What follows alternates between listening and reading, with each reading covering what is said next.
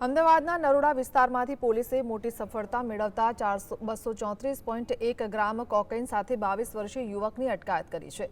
નાના ચિલોડા સર્કલ પાસેથી ઝડપાયેલા મૂળ રાજસ્થાનના આરોપી નરેશ મેઘારામ સેન પાસેથી કોકેઇન, 2 મોબાઈલ, રોકડ રકમ, નેપાળી ચલણ મળીને કુલ રૂપિયા 1.17 કરોડથી વધુનો મુદ્દામાલ જપ્ત કરાયો છે। પ્રાથમિક તપાસમાં બહાર આવ્યું છે કે ઉદયપુરમાં અભ્યાસ કરતા યુવકને માત્ર 20,000 રૂપિયાની લાલચ આપી ડિલિવરી માટે મોકલવામાં આવ્યો હતો।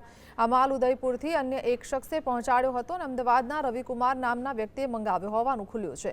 હાલ નરોડા પોલીસે NDPS એક્ટ હેઠળ ગુનો નોંધી સમગ્ર રેકેટનો મૂળ સુધી પહોંચવા વધુ તપાસ હાથ ધરી છે।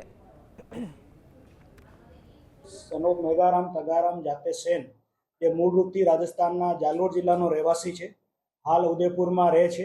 એ ઉદયપુરથી આ એક માદક પદાર્થ જે કોકીન છે જેની માત્રા 234.01 ગ્રામ છે, જેની માર્કેટમાં આજની તારીખમાં રેટ 1,17,05,000 રૂપિયા જેટલી છે। કાર્યવાહી કરી આને કબજે કરી આનો જે મુદ્દામાલ છે તે કબજે કરી કાયદેસરનો ગુનો દાખલ કરીને આગળની તપાસ પ્રારંભ કરવામાં આવેલ છે।